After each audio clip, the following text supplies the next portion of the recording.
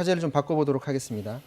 제주도 살해 사건 요즘 포털 등에서 많은 관심을 끌고 있는데 이게 뭐냐면 지난달 30일에 제주 5일자 인근 밭에서 30대 여성이 살해됐어요. 근데 피의자가 처음에는 자기는 생활고 때문에 그 같은 일을 벌였다라고 했는데 근데 생활고인데 뺏은 돈이 10,000원밖에 안 냈다면서요. 네. 현금 10,000원과 신용카드를 강탈해서 이 피해자를 사망에 이르게 하고 도주했고 뭐 하루 만에 결국 검거됐습니다. 그런데 이제 이 20대 남성이에요. 20대 남성이 말씀하셨던 5일 시장 인근에서 거의 잠복하다시피 하고 한 3바퀴를 돌다가 범행 대상을 물색을 했습니다. 이 남성은 원래 이 자신 소유의 탑차를 가지고 택배 기사를 하던 사람인데 이미 7월에 이걸로는 먹고 살기 어렵다고 일은 걷어치웠다라고 나옵니다. 그리고 이제 한 30대 여성이 지나가는 걸 보고 목표 의무를 설정하고 따라가다가 밭에서 결국은 이제 흉기를 휘둘러서 이 여성이 사망하게 했는데 강탈해 간 금품이라고 하는 것이 현금 10,000원과 신용카드여서 기가 막힌 일이 벌어진 거고요. 그리고 이제 여기에 대해서 피해자 가족들이 청원을 올렸습니다. 근데 이것은 계획범행이다. 이 상대를 물색하다가 치밀하게 따라갔고 그 이후에도 범행을 은닉하려고 했던 정황들이 있다. 엄히 처벌해달라는 눈물 어린 호소를 하고 있습니다. 자, 이 피의자가 그 여성을 살해한 것뿐만이 아니라 또 이제 사체 은닉까지 시도했다라고 하는데 CCTV 영상이 들어와 있습니다.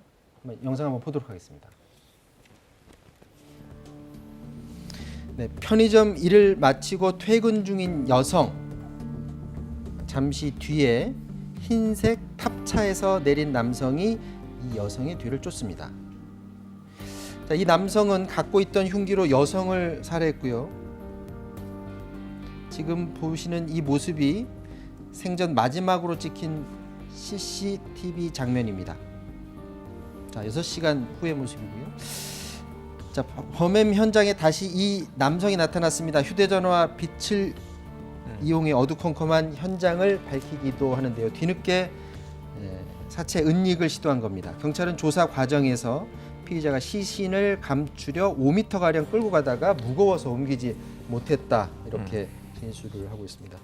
자, 이 사체 유기까지 지금 했다고 하는데 그러면 경찰 수사 결과를 보면 우발적으로 한 게 그럼 아닌 거예요? 그렇게 보기가 좀 어려워 보여요. 제가 봤었을 때도. 이 남성 같은 경우 아까 최영일 평론가 잠깐 얘기했던 것처럼 20대 남성인데 탑차를 자기 소유로 가지고 있습니다. 그리고 원래 택배 같은 거 일을 했다고 하는데 아시다시피 지금 코로나19 때문에 가장 많은 일손이 필요하고 일거리가 많은 게 또 배달 관련 업무거든요.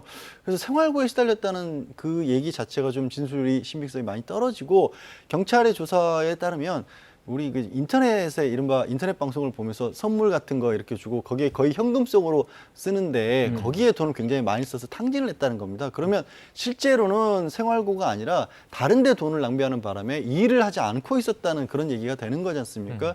그리고 이 생계수단이었던 저 탑차를 이용해서 범행 대상을 물색하는 데 썼고요. 무엇보다 흉기를 이미 준비하고 있었어요. 준비하고 있다 계획적으로 했기 때문에 여기서 우발적이라는 얘기는 나는 그렇게 해치려고까지는 생각하지 않았다는 정도의 어떻게 보면 변명 아닌 변명일 뿐이지 그럴 수 있는 가능성, 그러니까 혹시 만약에 사태가 벌어지게 될 경우에 이 흉기로 사람을 다치게 할 수 있다는 걸 알고 있었기 때문에 이건 우발적으로 보기 저는 이미 어려워 보입니다.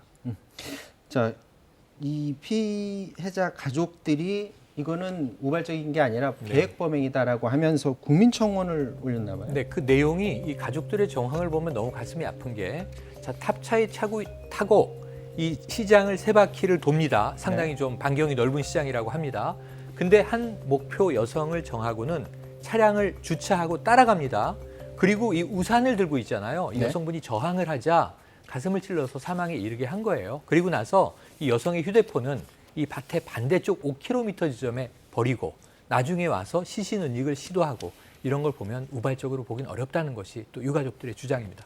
자, 경찰은 강도 살해 혐의 이거 말고도 사체 은닉 미수 그리고 신용카드 부정 사용 혐의 등으로 추가해서 오늘 기소 의견으로 검찰에 넘겼다라는 소식까지 전해드리도록 하겠습니다. 자, 지금까지 최영일 평론가 양지열 변호사와 말씀 나눴습니다.